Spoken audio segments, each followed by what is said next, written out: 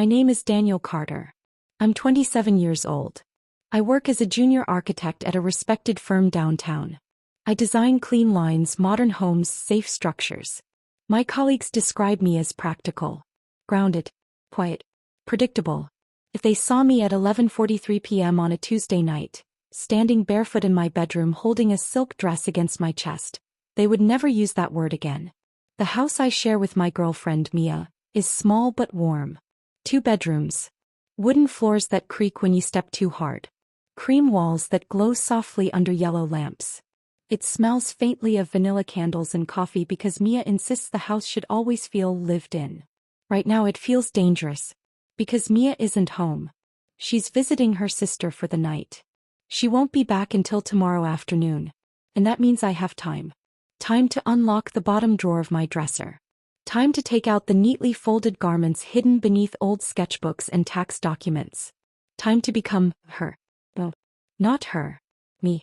But a version of me that only exists when the curtains are closed and the front door is locked twice. I didn't start crossdressing because of a dare, or a joke, or necessity. Started when I was 8 years old. My mother used to work long shifts as a nurse. When she came home exhausted, she would kick off her heels in the hallway. I remember staring at them, black, glossy, sharp at the toe. They seemed powerful, elegant, untouchable. One afternoon when I was alone, I slipped my small feet into them. They were too big. They wobbled. I almost fell. But when I looked in the hallway mirror, something shifted inside me. It wasn't about wanting to be a girl. It was about how I felt. Soft, graceful, different, alive. I told myself it was curiosity. Just a child playing dress up. But curiosity doesn't last 19 years. Mia doesn't know. She thinks I'm reserved because of work stress.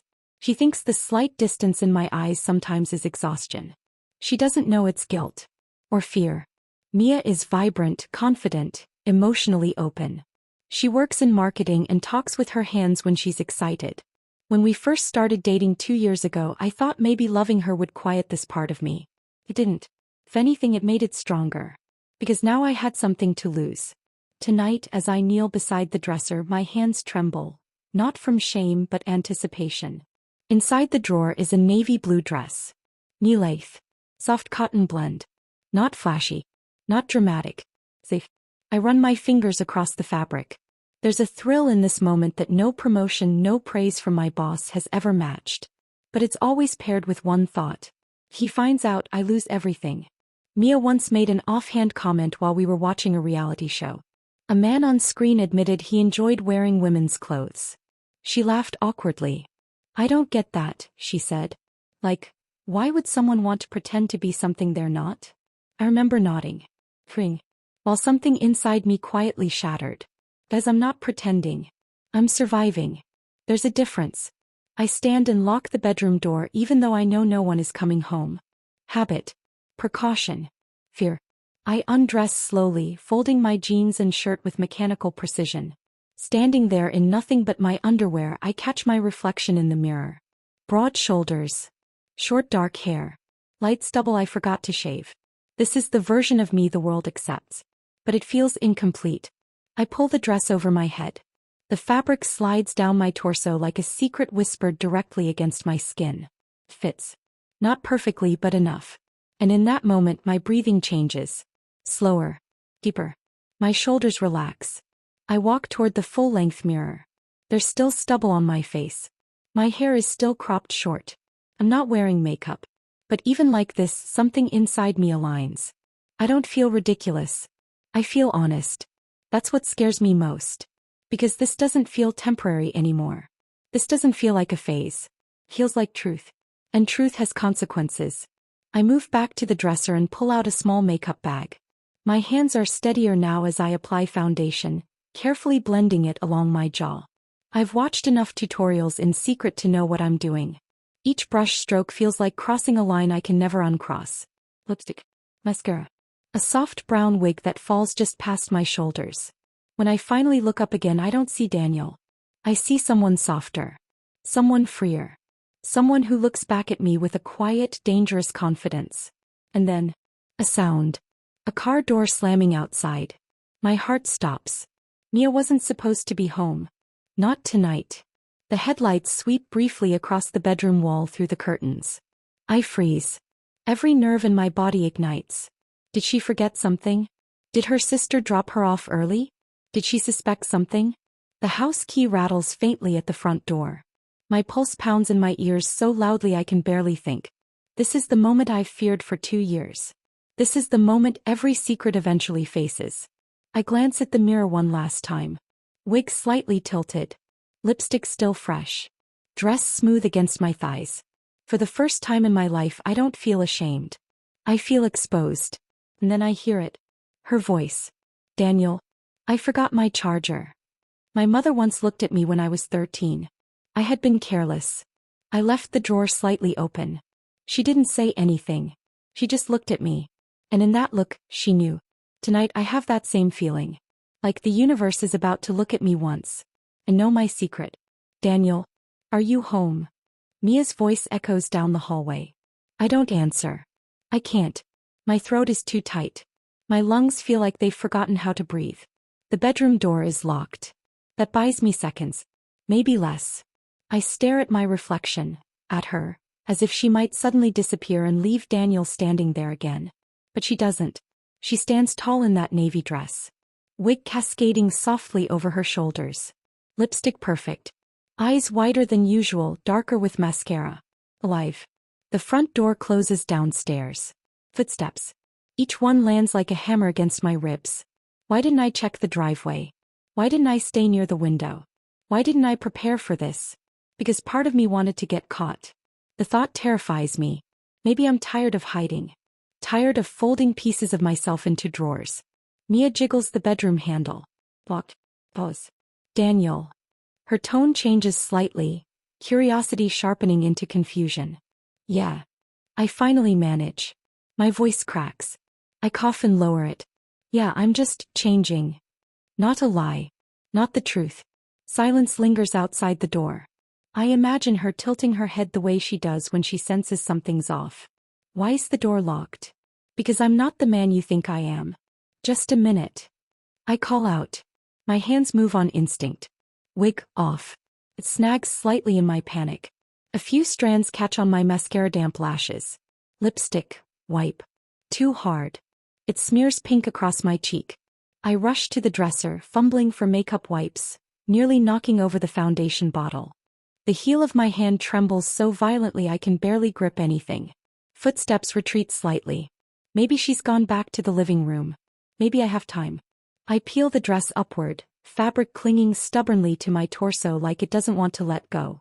For a split second I hesitate. Standing there half undressed, I feel the shift begin, the alignment fading. My shoulders tighten again. My breathing grows shallow. The softness drains. Daniel resurfaces. But not completely. Because now I know how easily she appears. I shove the dress into the drawer. Too fast, too careless. The hem gets caught. I slam the drawer shut. The sound echoes. Daniel. Closer now. I said 1 minute. I pull on jeans. T-shirt. Scrub my face again. My reflection looks flushed. Guilty. Suspicious. I unlock the door. Mia stands there in a pale yellow sweater, car keys dangling from her fingers. Her eyes meet mine. And for half a second, she scans me. Not casually. Carefully. It's subtle. But I notice everything. Her gaze lingers on my face. On the faint pink shadow near my jaw. On the slightly smudged corner of my eye where mascara resisted the wipe. Why are you sweating? She asks. I wasn't. You are. Her tone isn't accusatory. It's observant. That's worse. I shrug. Just trying on some old clothes.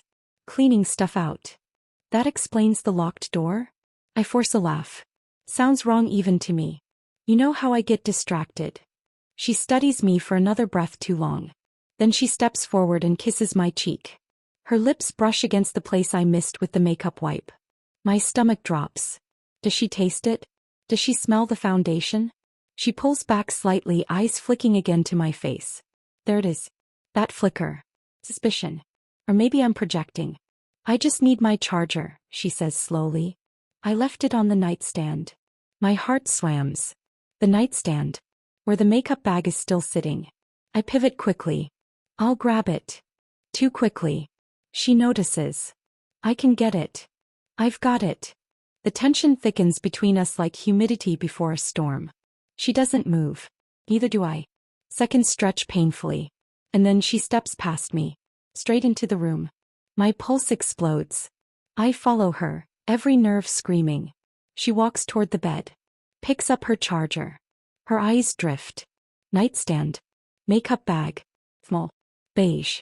Zipper half open. Foundation brush barely visible. Her fingers hover over it.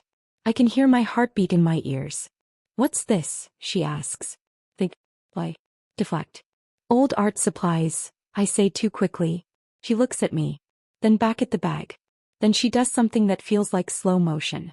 She opens it. Inside, foundation. Lipstick. Mascara. Compact mirror. Silence. Heavy. Unavoidable. She doesn't gasp.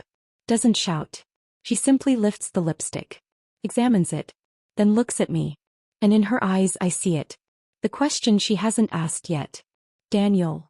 Her voice is softer now. Not angry. Just confused. You don't wear makeup. It's not an accusation. It's a fact. And facts are harder to escape. My mind races through options. Deny. Blame a friend. Say it's a joke. But the lie feels heavier than the truth. I glance at the dresser. At the drawer. At the life folded inside it. My chest tightens. This is the edge. I can step back into safety. Or I can fall. She watches me carefully. Waiting. My voice fails. I swallow. It's not what you think. The worst possible sentence. Because now she has to think something. Her brows knit together. Then what is it? I open my mouth. Close it. Open it again. Behind my ribs, two versions of me wrestle violently. The man who wants peace. And the person who wants honesty. Fear floods me. Fear of rejection, of disgust, of losing the only stable love I've ever known. But beneath the fear, there's relief. Because the secret is cracking open. And secrets suffocate. Her eyes soften slightly. Daniel, talk to me. There's no anger in her voice. That almost breaks me more than if she were screaming. I step back. Just slightly. Creating space. Between us. Between who I am. And who she thinks I am. And for the first time since childhood, I consider saying it out loud. Not as an excuse. Not as a shameful confession. But as truth.